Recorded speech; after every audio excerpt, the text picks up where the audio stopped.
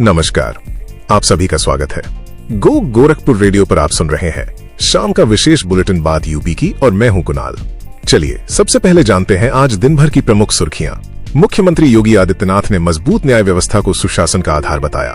वहीं इलाहाबाद हाईकोर्ट ने मुख्तार अंसारी के बेटों को गजल होटल मामले में दी राहत। बहराइच नाव हादसे के पीड़ित 118 परिवारों को 1 माह में बसाने का मुख्यमंत्री ने किया ऐलान। लखनऊ सहारनपुर के बीच 7 नवंबर से शुरू होगी नई वंदे भारत एक्सप्रेस। समाजवादी पार्टी के प्रदेश अध्यक्ष श्यामलाल पाल ने भाजपा शासन में कानून व्यवस्था के ध्वस्त होने का लगाया आरोप। लखनऊ में नवजात को बेचने के संदिग्ध मामले में जांच के आदेश दिए गए। साथ ही सेवानिवृत्त इंस्पेक्टर के पास 14 करोड़ 38 लाख रुपए की आय से अधिक संपत्ति का हुआ खुलासा। और मुजफ्फरनगर की युवती ने धर्म बदलकर प्रेमी से शादी की और परिवार से जान का खतरा बताया। अब विस्तार से जानते हैं प्रदेश की राजनीतिक और न्यायिक जगत की खबरें। हमारी पहली खबर राजधानी लखनऊ से है, जहां मुख्यमंत्री योगी आदित्यनाथ ने न्याय व्यवस्था पर अपनी बात रखी है। लखनऊ स्थित डॉक्टर राम मनोहर लोहिया राष्ट्रीय विधि विश्वविद्यालय के चौथे दीक्षांत समारोह में मुख्यमंत्री योगी आदित्यनाथ ने कहा कि एक मजबूत और निष्पक्ष न्याय व्यवस्था ही सुशासन की नींव है। इस समारोह में कुल 309 उपाधियां और 21 पदक प्रदान किए गए, जिसमें दर्शिका पांडे ने उत्कृष्ट प्रदर्शन करते हुए 3 पदक अपने नाम किए। अब अगली खबर पर चलते हैं, जो न्यायपालिका और संविधान से है। इलाहाबाद विश्वविद्यालय में आयोजित एक सेमिनार को संबोधित करते हुए सुप्रीम कोर्ट के मुख्य न्यायाधीश BR गवई ने बड़ा बयान दिया है। उन्होंने कहा कि भारत में लोकतंत्र की नींव केवल संविधान के कारण ही मजबूत है। उन्होंने संविधान निर्माण में डॉक्टर BR अम्बेडकर के योगदान की सराहना की और न्यायपालिका की स्वतंत्रता के लिए कोलेजियम प्रणाली का समर्थन किया। उन्होंने प्रयागराज को राजनीति, संस्कृति और शिक्षा की त्रिवेणी भी बताया। अब अगली खबर है समाजवादी पार्टी के प्रदेश अध्यक्ष के बयान से। मैनपुरी में समाजवादी पार्टी के प्रदेश अध्यक्ष श्यामलाल पाल ने भाजपा सरकार पर हमला बोला है। उन्होंने कहा कि प्रदेश में कानून व्यवस्था पूरी तरह ध्वस्त हो चुकी है।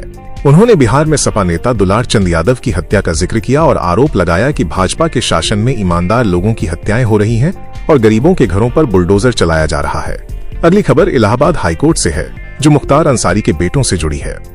इलाहाबाद हाईकोर्ट ने गाजीपुर के गजल होटल की विवादित जमीन की रजिस्ट्री से जुड़े मामले में मुख्तार अंसारी के बेटों अब्बास और उमर अंसारी को राहत जारी रखी है। कोर्ट ने उनके खिलाफ लंबित आपराधिक कार्यवाही पर लगी रोक को बढ़ा दिया है। याचिकाकर्ताओं की ओर से यह दलील दी गई थी कि रजिस्ट्री के समय दोनों भाई नाबालिग थे। अगली खबर बहराइच के भरथापुर नाव हादसे से है, जहां मुख्यमंत्री योगी आदित्यनाथ ने एक बड़ी घोषणा की है। मुख्यमंत्री ने कहा है कि गांव के सभी 118 प्रभावित परिवारों को 1 महीने के भीतर सुरक्षित आबादी वाले क्षेत्र में बसाया जाएगा। इस योजना के लिए 21.56 करोड़ रुपए का बजट जारी किया गया है।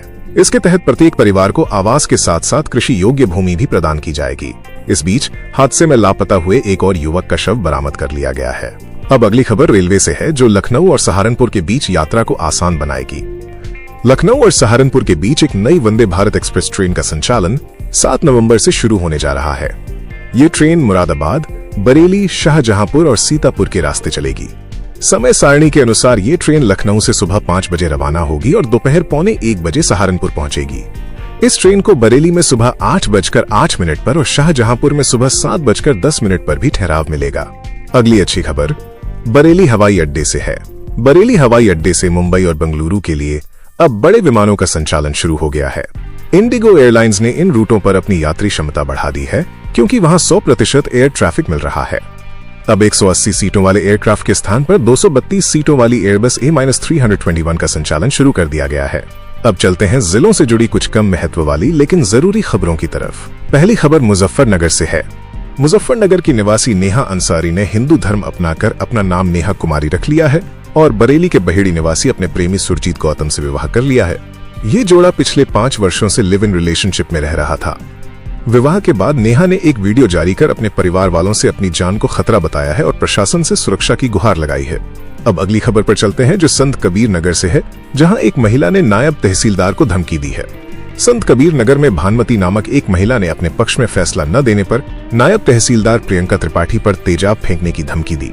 उन्होंने पीठासीन अधिकारी और पेशकार को भी आग लगाने की धमकी दी। इस मामले में पुलिस ने महिला के खिलाफ मुकदमा दर्ज कर जांच शुरू कर दी है। अब अंत में बात करते हैं आज दिन भर की कुछ बड़ी और संवेदनशील आपराधिक खबरों की। हमारी पहली खबर आय से अधिक संपत्ति के एक बड़े खुलासे से जुड़ी है। सेवानिवृत्त पुलिस इंस्पेक्टर प्रेमवीर सिंह राणा के खिलाफ विजिलेंस की जांच में अकूत संपत्ति का खुलासा हुआ है। ये कार्रवाई बागपत के निरपुड़ा गांव में हुए प्रधानी चुनाव से जुड़े एक विवाद के संबंध में की गई है। जांच में ब्रिजेश नगर में 4 मकान, 12 बीघे का एक फार्म हाउस, 20 लाख रुपए से अधिक के आभूषण, 12 बैंक खाते और 23 बेनामे पाए गए हैं। कुल संपत्ति का मूल्यांकन 14 करोड़ 38 लाख रुपए किया गया है। अगली खबर लखनऊ से है, जो एक दर्दनाक और संवेदनशील मामला है। लखनऊ के नगराम स्थित एक निजी अस्पताल में नवजात शिशु को बेचने का एक संदिग्ध मामला सामने आया है। आरोप है कि एक मानसिक रूप से मंदित महिला द्वारा जन्म दिए गए बच्चे को एक आशा कार्यकर्ता ने एक निसंतान दंपति को सौंप दिया। मामला तब उजागर हुआ जब दंपति बच्चे का जन्म प्रमाण पत्र बनवाने पहुंचे। मुख्य चिकित्सा अधिकारी ने जांच के लिए 3 सदस्यीय समिति का गठन किया है। अब अगली खबर जीएसटी चोरी के एक बड़े मामले से है, जिसकी जांच के लिए एसआईटी का गठन किया गया है। 122 फर्जी फॉर्म बनाकर 341 करोड़ रुपए की जीएसटी चोरी के मामले की जांच के लिए एक विशेष जांच दल एसआईटी का गठन किया गया है। एसएसपी मुरादाबाद ने सीओ क्राइम के नेतृत्व में इस टीम का गठन किया है। मामले का मुख्य आरोपी अंकित कुमार है और जांच एजेंसियों को संदेह है कि उसके तार पंजाब और गुजरात तक जुड़े हो सकते हैं। अब बात आयुष्मान कार्ड बनाने में हुए बड़े फर्जीवाड़े की। उत्तर प्रदेश में आयुष्मान कार्ड बनाने में एक बड़े फर्जीवाड़े का खुलासा हुआ है। जालसाजों ने state agency for comprehensive health and integrated services यानी साचीज के अधिकारियों की फर्जी आईडी बनाकर 300 से अधिक लोगों के आयुष्मान कार्ड बना दिए। ये धोखाधड़ी मुख्य रूप से बरेली, शाहजहांपुर और जालंधर में की गई है। इस संबंध में हजरतगंज थाने में रिपोर्ट दर्ज कराई गई है। और हमारी अंतिम खबर मथुरा से है। मथुरा के थाना छाता क्षेत्र में पुलिस ने एक पंजाबी ढाबे पर चल रहे देह व्यापार के अड्डे पर छापेमारी की। पुलिस ने मौके से 2 महिलाओं और एक व्यक्ति को आपत्तिजनक स्थिति में गिरफ्तार किया। पुलिस मामले की आगे की जांच कर रही है। तो ये थी आज दिन भर की उत्तर प्रदेश की प्रमुख खबरें। उम्मीद है आपको ये जानकारी पसंद आई होगी। कल फिर मिलते हैं इसी समय उत्तर प्रदेश की नई खबरों के साथ। अपना और अपनों का ख्याल रखें। नमस्कार।